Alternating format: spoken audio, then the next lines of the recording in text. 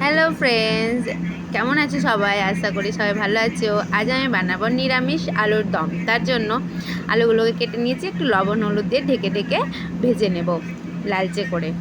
তারপরে ভেজে নিয়েছি, আমি সেদ্ধ করিনি, এবার সেদ্ধ করব। এবার কুকারে 2 সিটি লাগিয়ে নেব। আলুগুলোকে সব তুলে নিয়েছি, এবার কুকারে দিয়ে দেব, 2 সিটি লাগিয়ে দেব।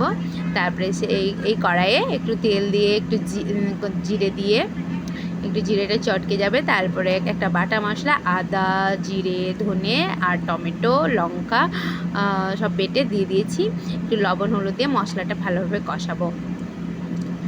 একটা তেজপাতা দিয়ে দিয়েছি।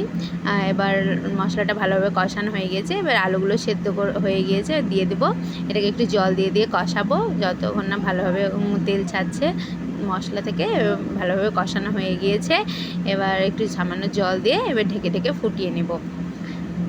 জল দিয়ে দিয়েছি, ঢেকে দিয়েছি। এরপরে হয়ে গিয়েছে আমাদের। এবার নামানোর আগে একটু চিনি দিয়ে দিয়েছি, আর একটু গরম মশলা আর কাজু বাটা দিয়ে ব্যাস নামিয়ে নেব। আমাদের নিরামিষ আলুর দম তৈরি। আর এটাকে সার্ভ করব লুচি দিয়ে। তার জন্য লুচির জন্য আটা মাখিয়ে নেব।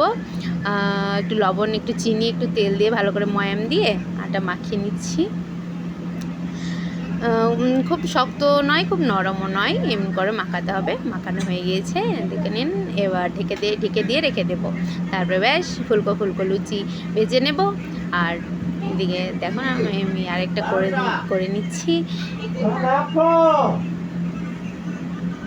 হয়ে গিয়েছে আমার ফুলকো ফুলকো লুচি হয়ে গিয়েছে। এবার দেখুন।